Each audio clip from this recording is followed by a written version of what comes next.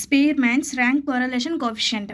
దాని యొక్క formula R = 1 - 6 × sigma di² by n × n² - 1, where n = number of individuals in each series.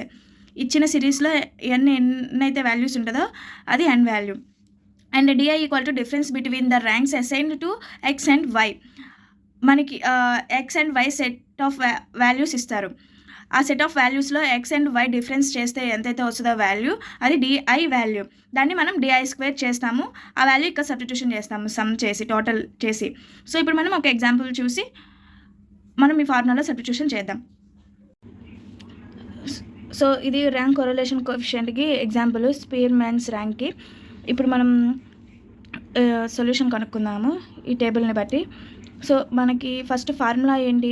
R = 1 - 6 × sigma di² by n × n² - 1. So ఇది మనకి formula. మనం ఏమేమి కనుక్కోవాలి? di కనుక్కోవాలి ఫస్ట్. ఆ di వచ్చిన వాల్యూ di² కనుక్కోవాలి. సో ఫస్ట్ మనకి గోల్స్ అనే టేబుల్ ఇచ్చాడు. ఇక్కడ n వాల్యూ ఇచ్చేసాడు ఫస్టే, క్వశ్చన్లోనే n వాల్యూ ఇచ్చేసాడు. అంటే n = 11 గోల్స్.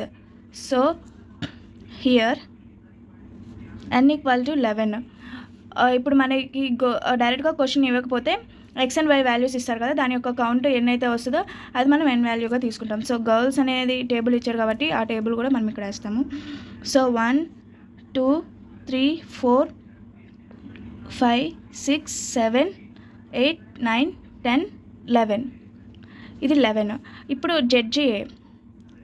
జడ్జి ఏని మనం ర్యాంక్ ఎక్స్ అనుకుంటాం. ఇప్పుడు జడ్జి బిని ర్యాంక్ వై అనుకుంటాం.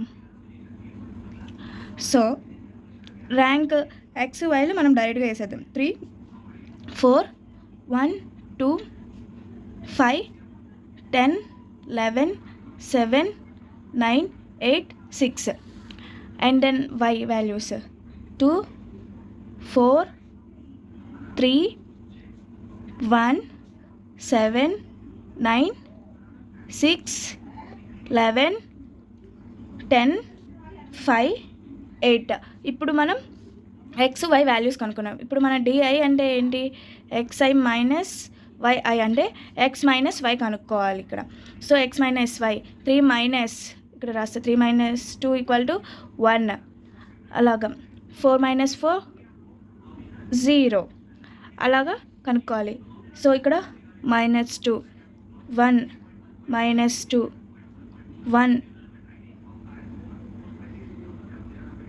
వెయిట్ ఇది 0 -2 దీనికి అండ్ దీనికి 1 దీనికి ఇది. సో ఇది 1 అవుతుంది ఇక్కడ. 11 - 6 5 7 - 11 -4 9 - 10 -1 3 -2. ఇప్పుడు మనకి డిఐ వాల్యూ వచ్చింది. ఇప్పుడు di² కనుక్కోవాలి. ఇది నేను ఇక్కడ గీస్తున్నాను ఎందుకంటే కొంచెం ప్లేస్ సరిపడలేదు కాబట్టి. So di² 1 0 -2² 4 1 -2² 4 1 5² 25 4² 16 1² 1 3² 9 2² 4. ఇప్పుడు మనకి సిగ్మా di² అన్నాడు కాబట్టి మనకి సమ్ వాల్యూ కావాలి. సిగ్మా di² ఎంత వస్తుంది? 66 వస్తుంది టోటల్ కౌంట్ దీన్ని. సో ఇప్పుడు మనం ఫార్ములాలో సబ్స్టిట్యూషన్ చేద్దాం. R = 1 - 6 × sigma di² వాల్యూ ఎంత? 66 by n అంటే 11 11 × 11² - 1 1 - 396 by 11 × 121 - 1. So 1 - 396 by 11 × 120 1 - 396 by 1320. So దీన్ని మనం ఎల్సిఎం చేస్తే డివిజన్ చేస్తే 1 - 0.3 వస్తుంది. సో 1 - 0.3 1లో నుంచి 0.3 తీస్తే 0.7. సో ఇది rank correlation coefficient value. So ఇలా మనం టేబుల్ అనేది డ్రా చేస్తామన్నమాట. ఇలా టేబుల్ డ్రా చేస్తాం మనం. ఒక్కొక్కసారి మనకి గర్ల్స్ టేబుల్ ఇలా 3 టేబుల్స్ ఇవ్వరు, ఓన్లీ 2 టేబుల్సే ఇస్తాడు. 2 టేబుల్సే ఇచ్చినప్పుడు మనం ఒకదాన్ని ఎక్స్ అనుకుంటాం, ఇలాగా వై వాల్యూ ఏమో ఇది ఇంకా అనుకుంటాము. అనుకున్నాయి దీని 1 2 3 4 5 6 7 8 9 10 11. సో ఇలా మనం కౌంట్ కనుక్కుంటాం ఎన్ వాల్యూ. సో ఎన్ వాల్యూ 11 అని ఇక్కడ రాసేసుకుంటాము. మనకి ఇవ్వకపోతే అలా రాసుకుంటాము, డైరెక్ట్గా క్వశ్చన్లో ఇవ్వకపోతే. సో ఇది ప్రాసెస్.